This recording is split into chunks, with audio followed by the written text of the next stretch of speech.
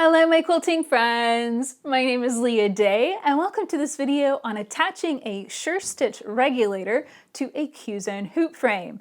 So this is a more complicated build. It is a method of replacing your foot pedal with a regulator. And what this does is it basically allows me, if I am stitching faster, let's say I'm stitching a design that I'm really comfortable with, and my hand speed moves faster, well then my machine is going to adjust and stitch faster too.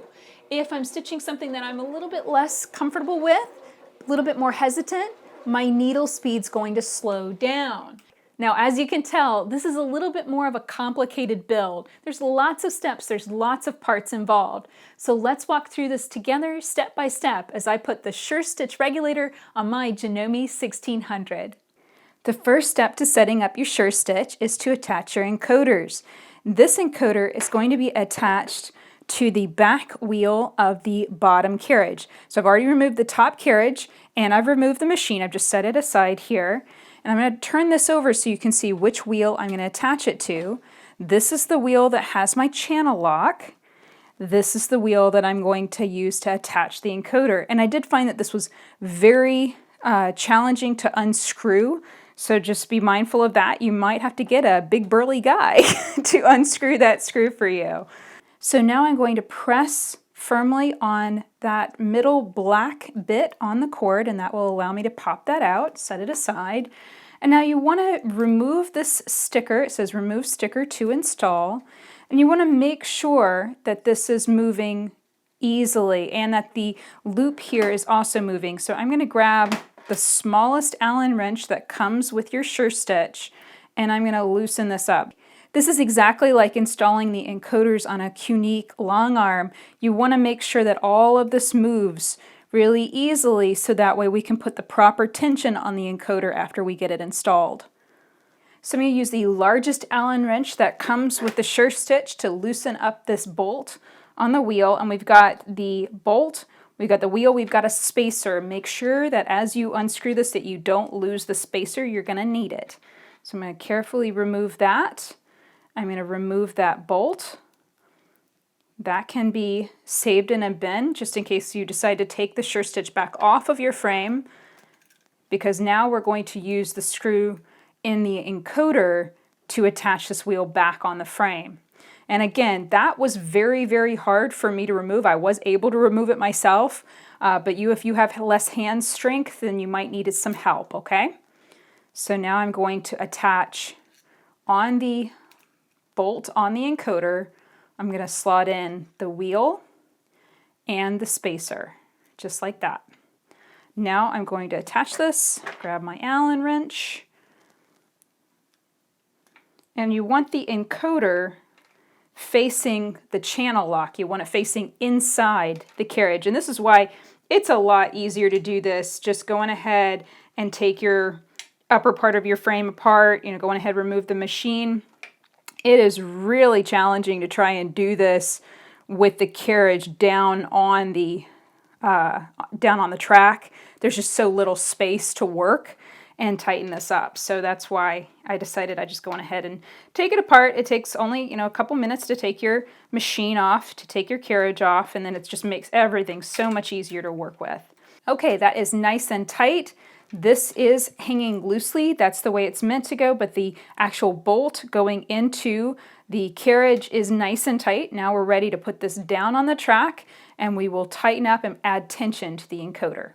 So I'm going to set this down on the track, and I want to make sure that that groove running down the middle of the encoder is running right in that groove of the track so that they're making nice contact. Now this is a piece of rubber here around that piece of plastic for the encoder. That can come off. You can see I can just pull on it and it can gently come off. So keep that in mind. If that flops off, you can easily reattach it back on that encoder. All right, so now I'm going to roll this down and roll the carriage back and forth a bit, making sure that that is making nice contact and that the encoder is spinning nicely, and it looks like it is. But now we want to add a little tension to it, and we do that by taking that loop of metal, rotating it up, so that way it is at a 12 o'clock position. Then I'm going to grab the smallest Allen wrench, My hand might get in the way here, guys, but all I'm doing is using this small Allen wrench to tighten up that little set screw right on that loop of metal. So now that I have the encoder attached, I need to reattach the cord. This can be a little tricky, so I want to make sure that I have it facing the right way. Kind of the doodads are going to be facing towards the back. I'm going to slot it in here. I might even lift this up just a little bit. And I want the cord to go over this spacer bar. I don't want it to go underneath. I want it to go over the spacer bar and then plug into the back of that encoder. Now, what happens if you have a Qzone Hoop Frame Pro and you have a dual track instead of a single track? Well, it's going to change how you attach this first encoder just a little bit. So this is my back right-handed wheel. As you can see, this is my back left-handed wheel. This is the one that has my channel lock attached. So this opposite wheel is the one that I am going to unscrew and attach this encoder to. So again, unscrew that wheel, take off the bolt that comes with it. So there's my wheel removed, and you can see this is a wheel that has a flat side and then a slightly raised side. The slightly raised side goes towards the carriage. Now I'm going to grab my encoder, and this time I'm going to try and leave the cord in place just simply because I found that a little bit tricky to attach it once I had the wheel in place, but I think that this will work just fine too. Make sure that that cord is going over the spacer bar within the encoder, that this little spacer here, make sure that the cord's going over that. And we also want to make sure that the encoder is facing the inside of the carriage versus facing the outside of the carriage. If it was over here, then it would limit the amount of space that your frame could stitch. You would probably run and hit the side of the frame if it was over on this side. Okay, so I'm lining this up nicely. Another thing is, before I took this off, before I changed my carriage around and upgraded it, I made sure that this was loose and easy to move, so that way I can screw this in and not damage the spring. Okay, so I'm just going to line this up, and again, you might have to lift the carriage slightly as it tightens, just so that now nothing gets bound up here. I'm just going to lift this ever so slightly with my hand as I tighten that wheel up and get it nice and tight, just like so. Get that good tighten. Okay, and now just like before, we're going to take this little ring of metal, this little loop of metal, and we're going to push that all the way up to the 12 o'clock position and grab that small Allen wrench and go on ahead and tighten that so it just stays in that upward position. There we go. So that is how to attach a surestitch regulator when you have a dual track frame. So now let's attach our second encoder to the top carriage. This is the part that holds your home sewing machine right here. I don't think that these encoders are case specific, meaning they are not marked to put one particularly on the bottom carriage and one on the top carriage. I think they're completely interchangeable, so you don't have to worry about which encoder is going where.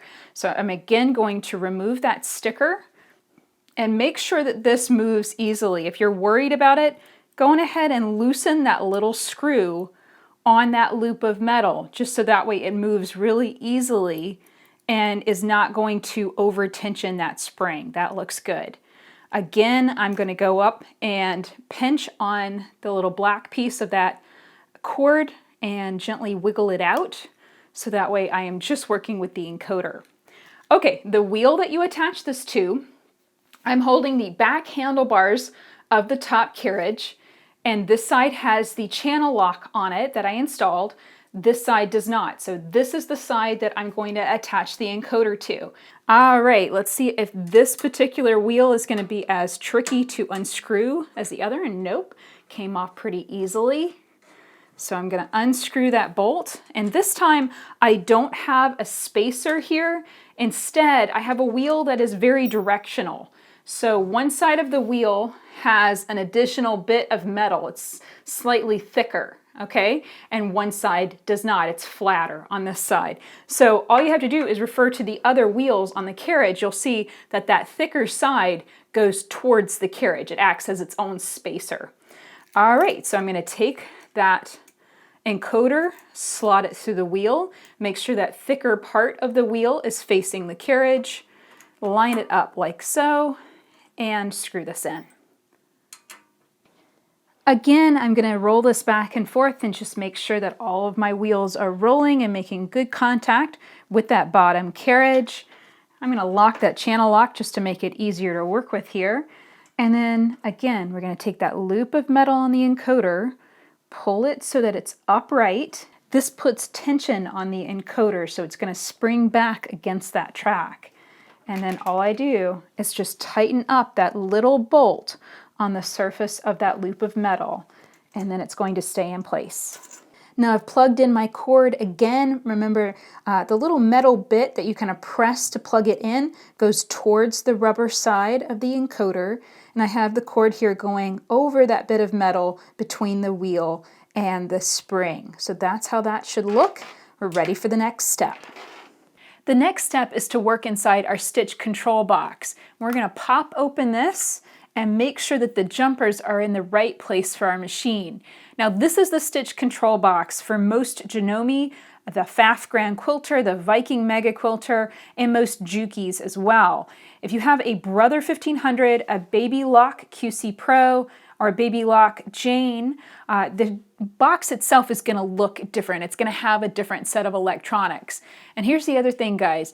This is not cross-compatible. So let's say you start out with a Brother 1500 and then you change to a Janome Horizon 8900. They're going to require different parts. They're going to require different electronics. So you really want to get one surestitch for the machine you're going to use on your frame. Now what you're going to modify here, depending on your machine, are where these little black boxes go on the circuit board. So they have a groove, and you want to just be really careful not to touch the circuit board if you can, and you're just going to pull on that little black box and lift it off. And I do think this is a good idea to do on the floor, close to the floor, so that way if you drop it, it's not going to go too far. So the Janome 1600, it looks like this. You're going to have an open space, and then you're going to have 3 little black boxes. And then the next row down here, you've got a little black box, an open space, and then 2 little black boxes. So there we go. That's going to go just like that. I'd say most of the time this is going to come already pre-arranged for your machine, but you should pop it open just to double check. Make sure it looks right and is set up for your machine according to page 6 and 7 of the surestitch manual. So now let's take this box and attach it to the back of the machine. But you want to do this carefully because, of course, you have basically ports on all sides in order to attach this to the different cords on your machine. So I want to make sure that this is going to be placed somewhere where I have enough room to plug in and it's not going to impact the hand wheel here, my stitch length knob, or anywhere that needs to be open in order for the machine to be able to cool off. That's what that is for. So I wouldn't want to place this right there. I'm thinking somewhere like this. I think that looks like a good location. So now I'm going to peel off. This is a double layer of Velcro back here, and there's a layer of basically sticky tape. And I just peel that off to release the sticky, and then I can stick this to the back of the machine. So I like this location. I think that's going to look good for the 1600.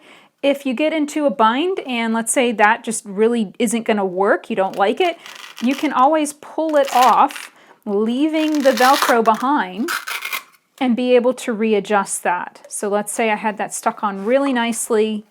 Well, then it's Velcro, so I could drop that down a little bit, leaving a little bit of the Velcro exposed to the top or the bottom. That's perfectly fine. But you want to make sure to get that bottom piece of Velcro nicely attached, smooth it out with your fingers real good, get all the air bubbles out, and that way it's going to lock in there firmly.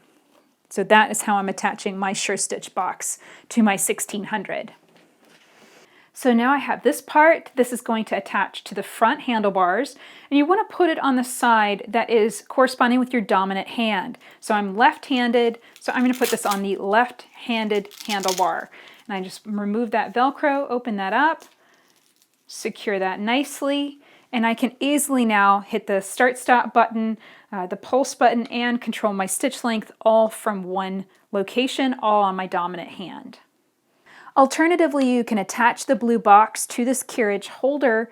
There is a small screw that comes through the top. Just unscrew that and then slot it through. and then reattach that screw here on the back. I'm not sure that I'm going to like this quite as much, mostly for the location of how I like my handlebars, but it's something to experiment with. I think that you want to just play with this, try a couple different locations, see what works best for you, see what feels the most natural and the most convenient.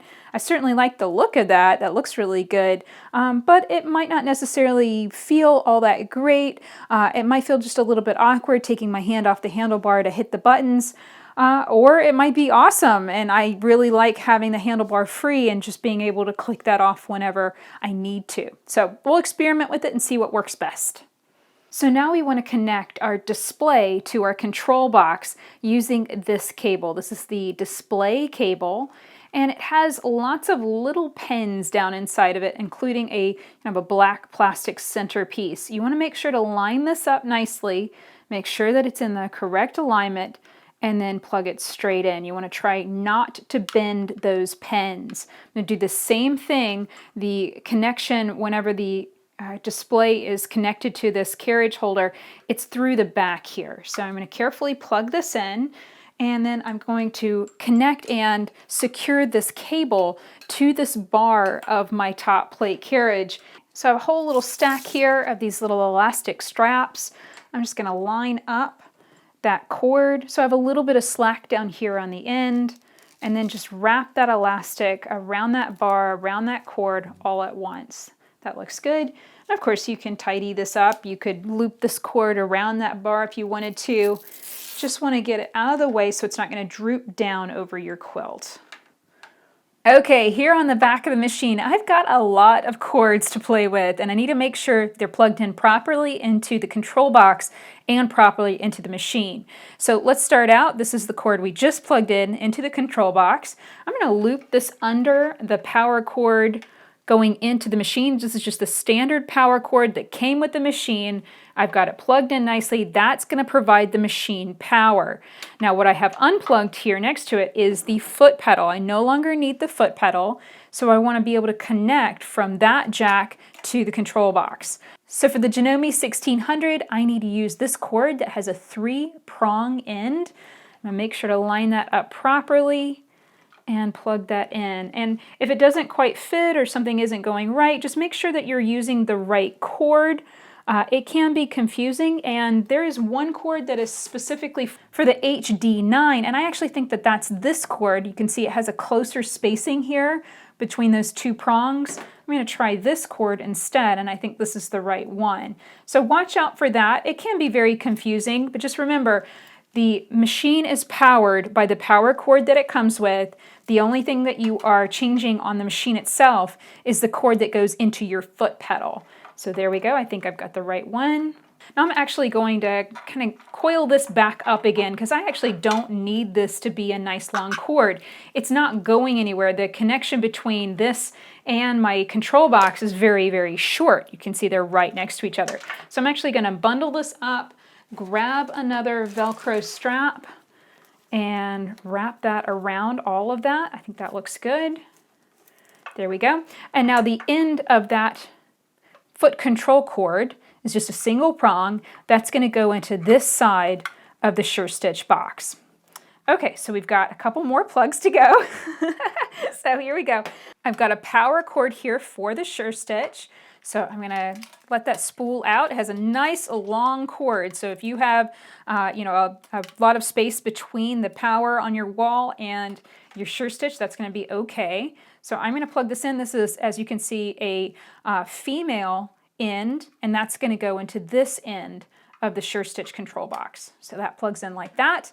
Okay, 2 more things. Then is our encoders. So this one's coming from the top carriage. That's going to plug in like that. And this one over here is coming from the bottom carriage.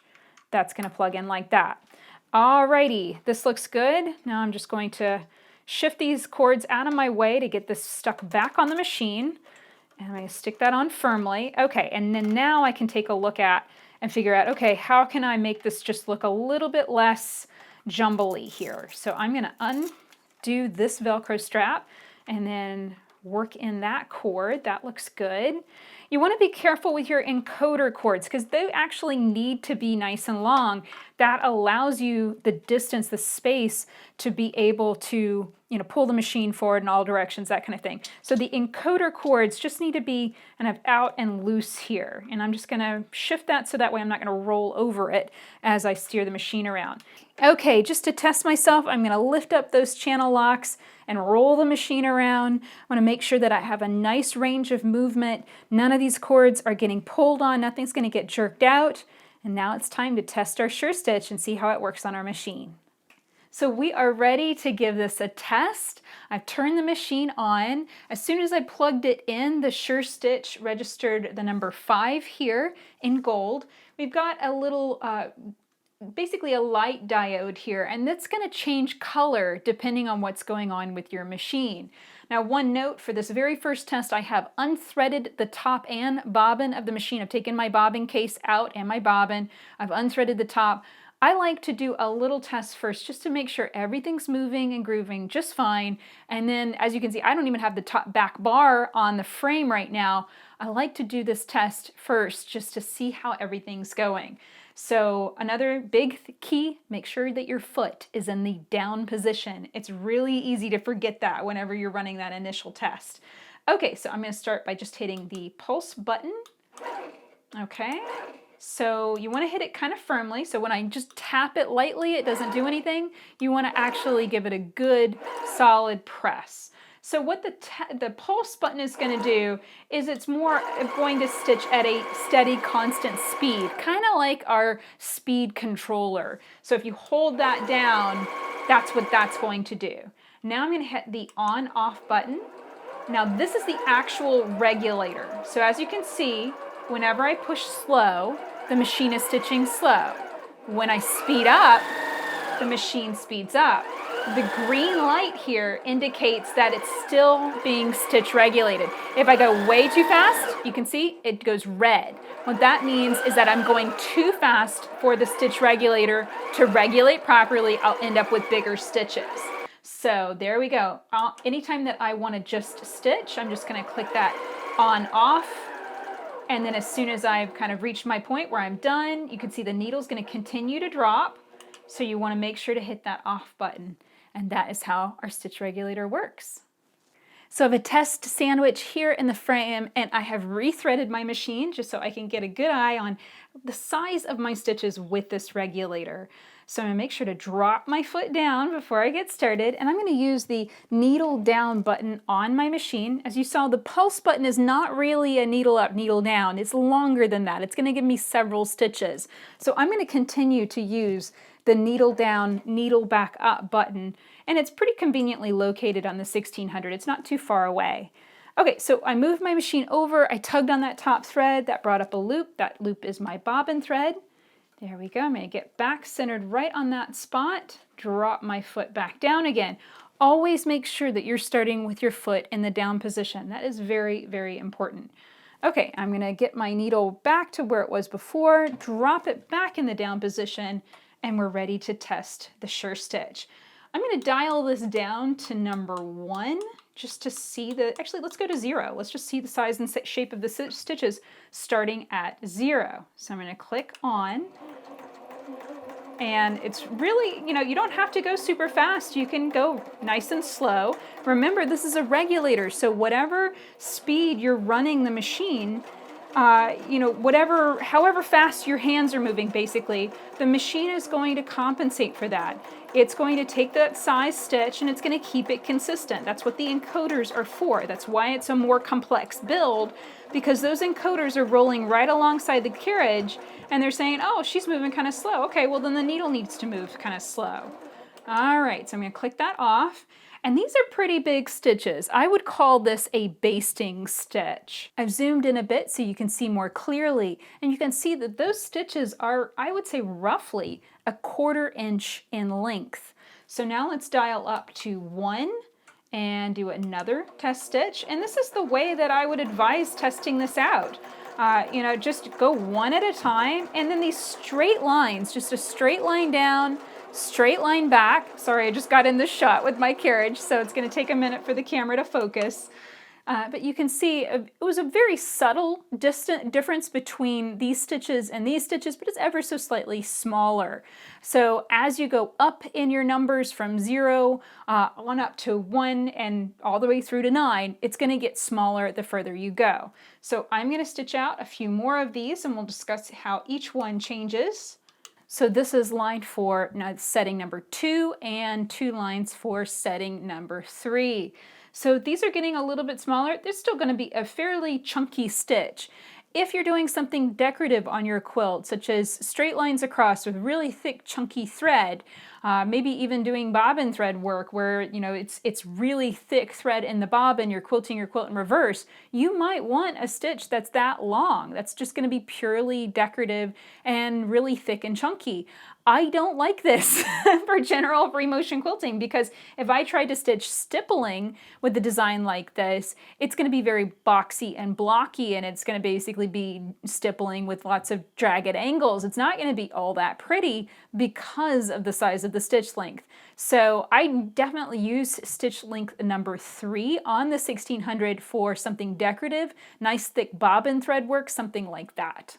So here I have 2 lines for stitch length 4, 2 lines for stitch length 5. So with each progressive set, you can see that I'm slowly shrinking things down. I like smaller stitches than this even. That's just something unique to me. So this is just going to be something that you're going to have to experiment with. I really encourage you to do a stitch out like this so that way you can gauge and see all the different lengths that you're going to get with the surestitch regulator. I'd say even this, I would consider this more of a decorative stitch. I might consider this length if I'm stitching straight across a quilt. I want those nice bigger stitches. That I think would look really cute, just straight line quilting across. But general free motion quilting though, I like a smaller stitch than that. Stitch length 5, I should note, is going to be the standard setting of your surestitch regulator. Every time you turn it on, every time you plug it in, it's going to default to stitch length 5. Okay, I can see a dramatic change now. This is stitch length 6, 2 lines of it, and stitch length 7.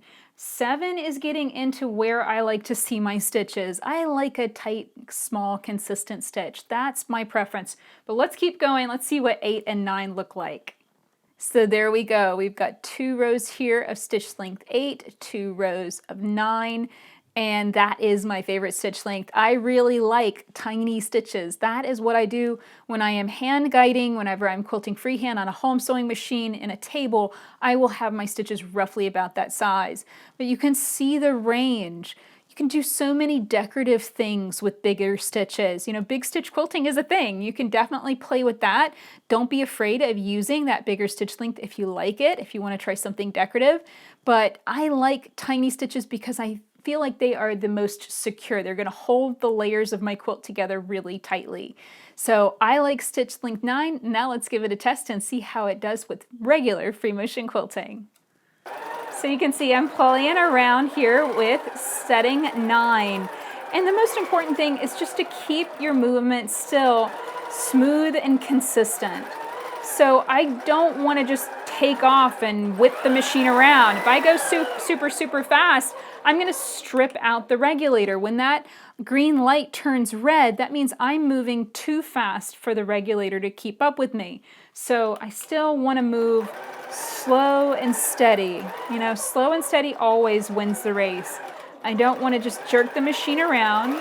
I want to keep a nice consistent pace, but even if I am a little inconsistent, the nice thing about the regulator is that it's going to make up for that, and it's going to keep my stitches roughly the same size and consistent shape throughout, and I really like that. So that's it for this video. I hope you learned a lot about attaching a Grace surestitch regulator to a Q-zone hoop frame.